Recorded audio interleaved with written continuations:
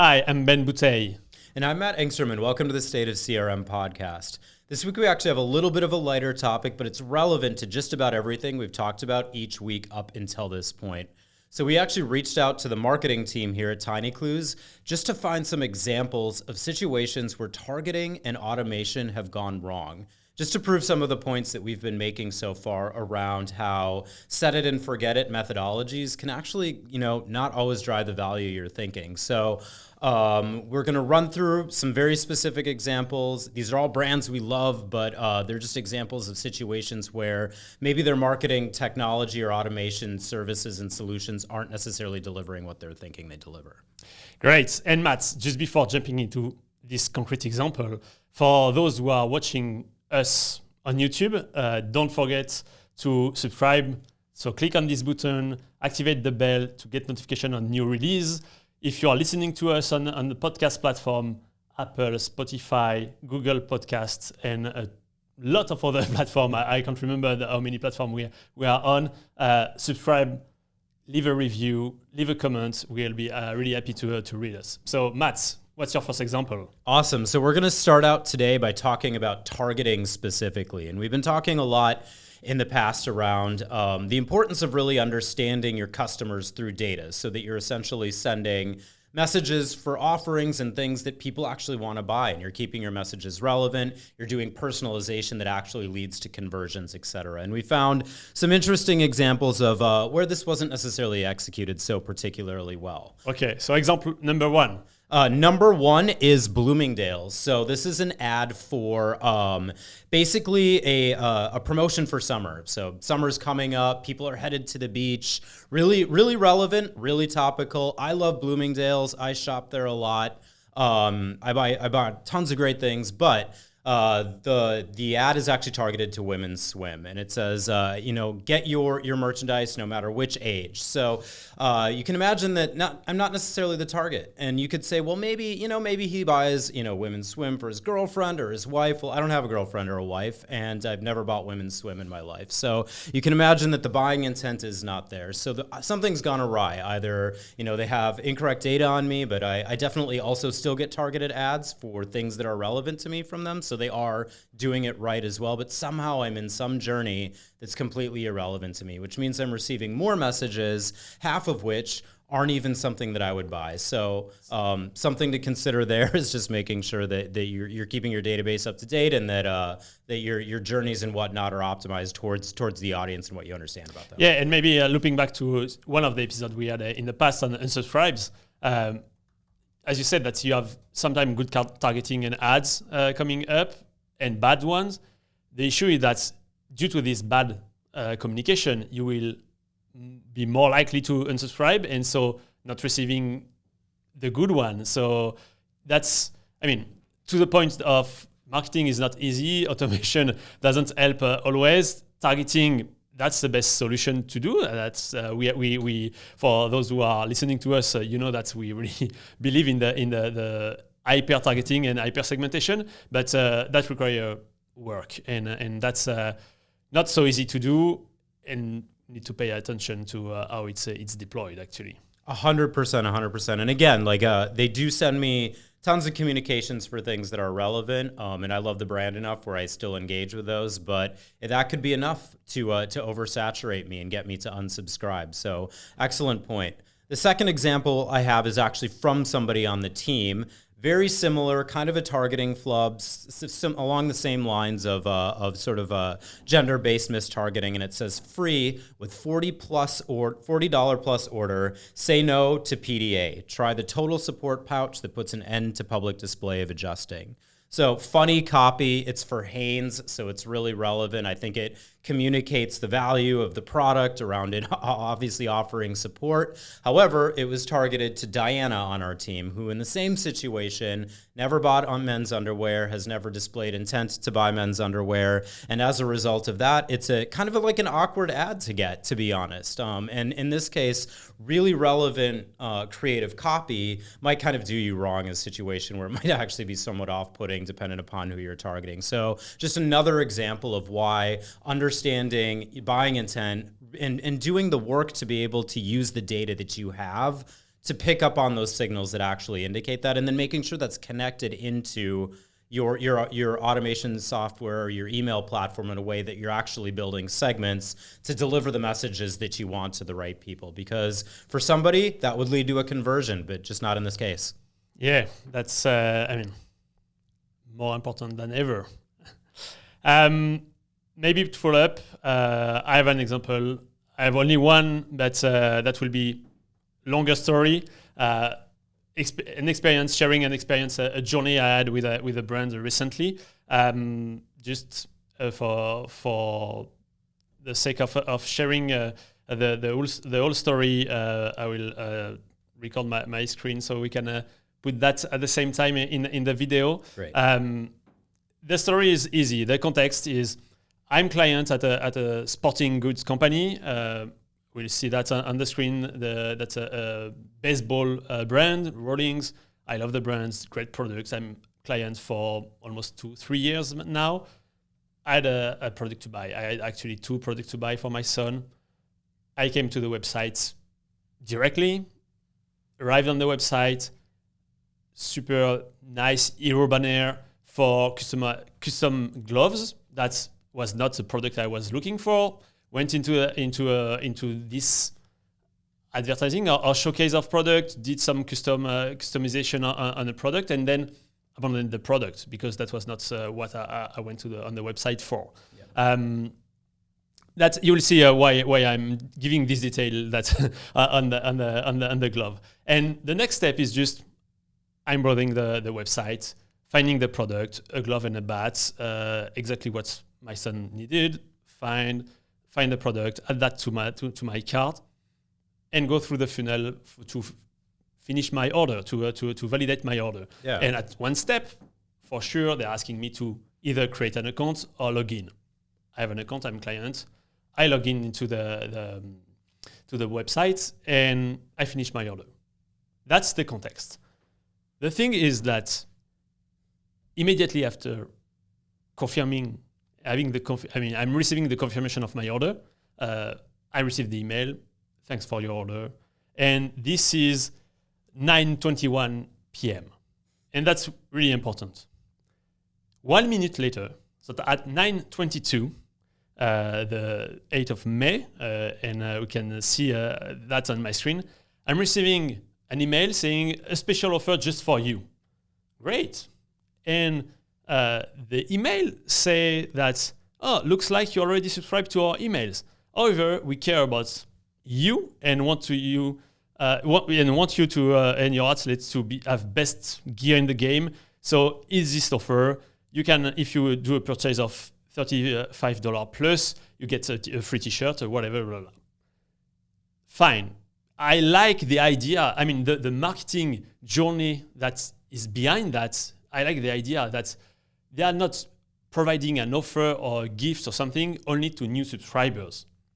They actually thought about sending an offer for new subscriber, and when they detect that the user is already subscribed, they also have an offer for them. So that's the intent is really good. The issue I have, the problem is that this email arrived after my order, because what is missing, the missing piece in this trigger is that what triggered this email for me is the fact that I actually ordered something. So I end up by having an order, receiving an offer to incentivize me to do an order, but too late to get the gift. So little bit of frustration. And that's not all. I mean, the beginning. Just the beginning. That's just the beginning. And again, that's the intention was good. In the first place, I can see how the intention is good, but little leak on the trigger or the scenario, something that is not going right.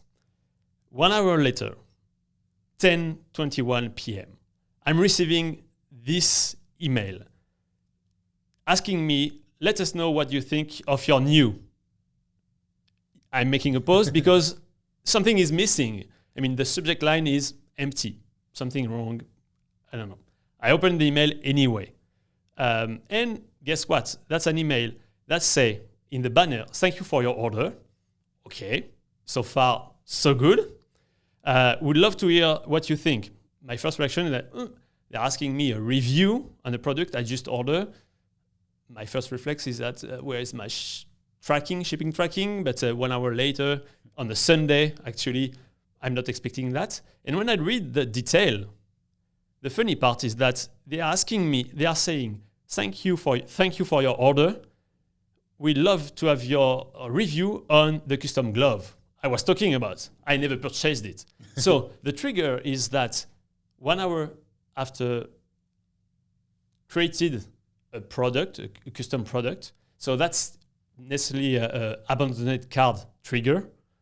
They send the email with the wrong banner. I think that's copy paste of the template. I'm sorry, but thank you for your order. I ordered nothing, not this product at least. And just by the way, the link to review the product and leave a review when I click arrive on the 404 page. That is nothing. So very bad experience 1 hour later when I just order something.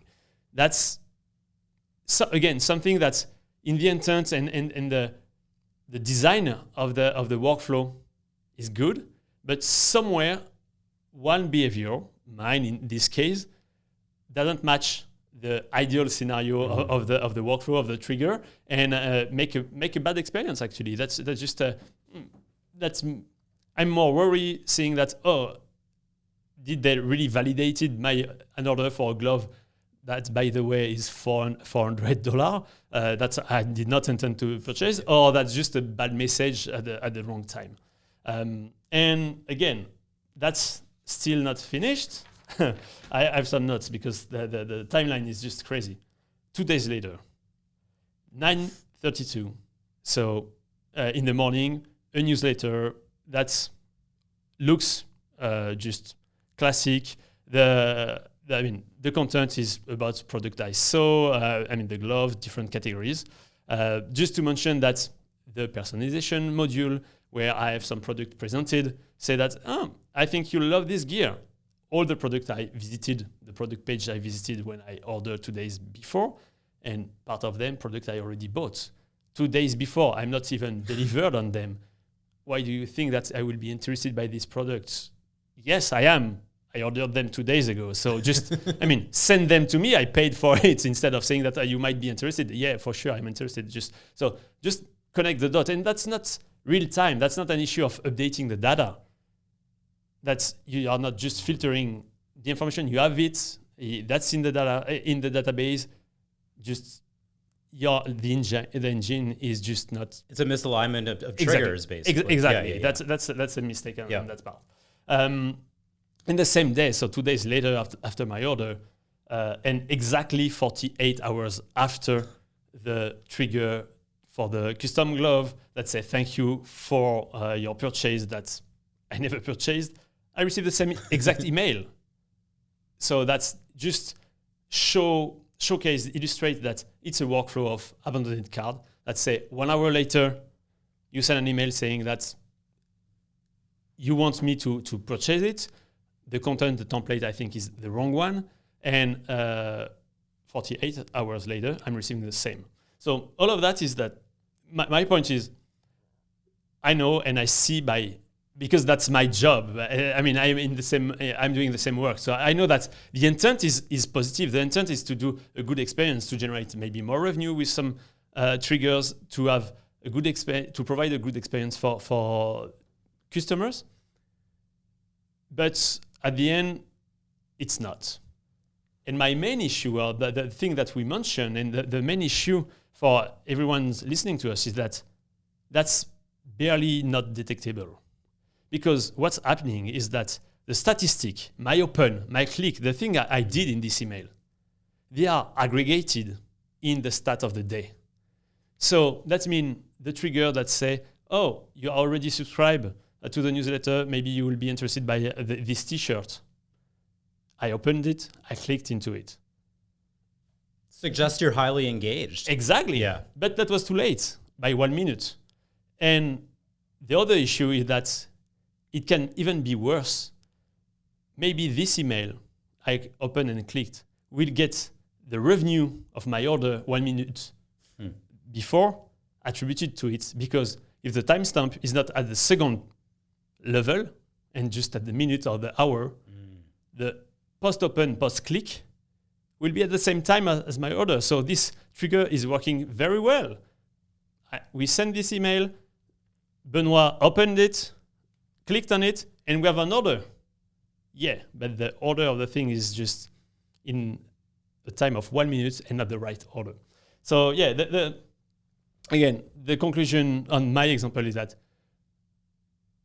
it's really hard to control. The thing is that we were saying in one of our first episode on personalization and automation, that's not necessarily the silver bullet. We can, as a marketer, we can bring some good experience. The issue is that we can't control all scenarios, how to test that, how to detect this issue. And so instead of being and continuing to improve and being a marketer, it's live, it's running. We see that the statistics are showing that emails are going out, open and clicked, and we are not identifying any leak, if I can call that a leak of triggering, any bad experience, because none of the statistics and analytics will show that. Yeah. Because I'm still opening and clicking.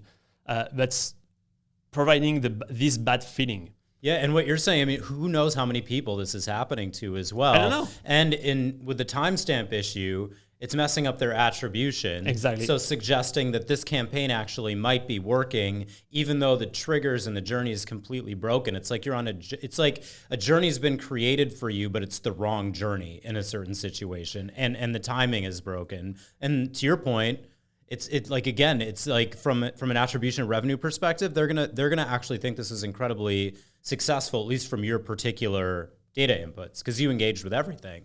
Yeah, exactly. And so just don't get me wrong. If someone at Rolling's listening to me, I love the products. They are awesome. I love the brand. But some improvement can be made on the email part. Maybe double check with your automation company. Yeah. And I can send some example and details if you want. Sounds good. Matt, you had another example, I think. Yeah. I have a couple left actually. So the next one I'm going to talk about is actually Volkswagen. And I know it's funny, like these are all brands we actually really like. I've owned 2 Volkswagens. I love the cars. If I ever get a car again in the future, I will likely buy another one. But the issue is, so I've been targeted with Volkswagen ads for a long time now, ever since I purchased my first one, like way back in the 2000s. But the issue is for the last 8 years, I haven't owned a car. I used to live in LA. That's when I owned my 2 Volkswagens, and then I moved to New York. I don't actually even have an active driver's license anymore, and so I'm not expecting them to know that. But for 8 straight years, they've been targeting me with ads for Volkswagen. The most recent one is for a Memorial Day sales event, offering me, I believe, a deal. It looks like either on a Passat or a Jetta, and the issue being is like, I can't own a car right now, nor do I want to. I live in New York and I take public transportation everywhere. But I also haven't shown any interest in the last year in purchasing one. I haven't. This is the first email from Volkswagen I've actually opened in 8 years. So it's not so much a targeting issue as like I am actually, from a brand advocacy perspective, a good target. I love the brand and I would be likely to buy another one of them in the future. The issue being is I've shown literally no intent over the last 8 years. So something in their data should be suggesting that right now I'm not in the market to buy.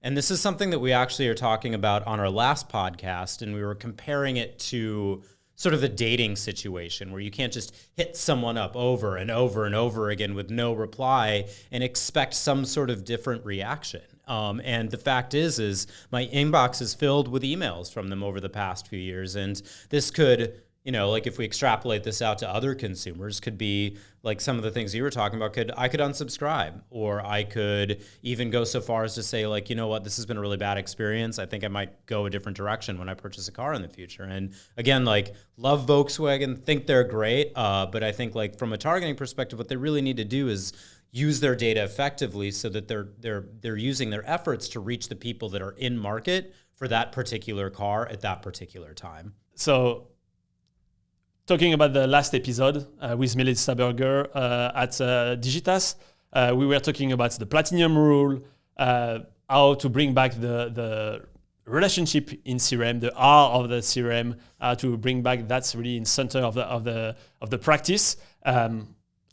Listen to it. That's really interesting. Yeah. And the platinum rule, for those of you who don't know, is basically it's a play on the golden rule. Instead of treating others how you would like to be treated, it's treating others how they would like to be treated, which requires an understanding of the person. In this case, if you apply it to the Volkswagen example, understanding that I'm probably not currently in the market for a car, and it's probably okay to stop sending me messages, preserving their database, and reaching out to me again in the future when I've displayed some sort of intent that would suggest that maybe now is the right time for them to communicate. So cool.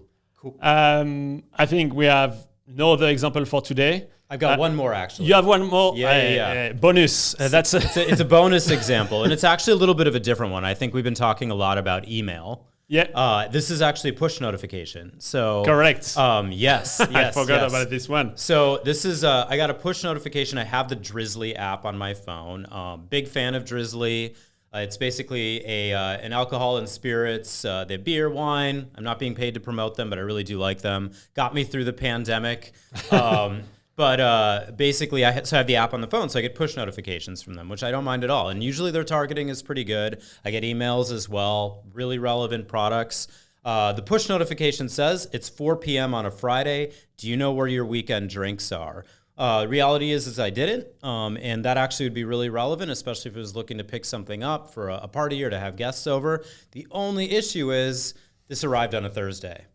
Right time, a day earlier. So I think here in this situation, there's obviously some sort of trigger that was like misaligned. Either they had sort of like there's 30 days in some months and 31 in the others, so maybe they were off by a week. We'll see if they fixed it this week or not. But that one timing flub, may not seem like a big deal, but I love the idea of doing that. Like if 4 p.m. starting to get off work. What am I doing this weekend? Hitting you in the right mindset. It's just, if it's a day earlier, it's not going to be effective. So they're losing an opportunity. Another automation blooper in a way that evergreen campaigns, they are effective, but there are some tricks to avoid. So that's not always easy. We know that all of the things that we are talking that happen to a lot of brands. There is no offense on the fact that there are some mistakes. The marketer jobs in CRM, that's not easy. That doesn't mean we need to rely on automation for everything. And so that's mainly, that was our topic today. Maybe, we'll do if you like it and you have other, if you liked it, let us know. If you have example, we are, happy to see that, to discuss these examples and just sharing it. Show that's that happened to a lot of brands.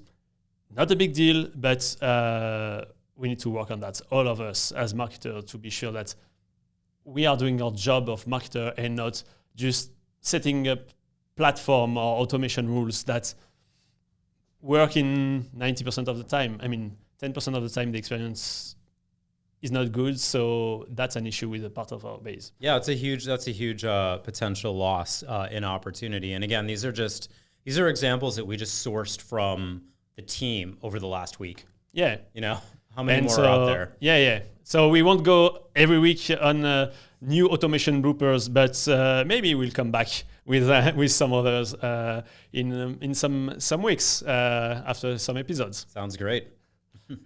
See you soon, and until next week and next episode,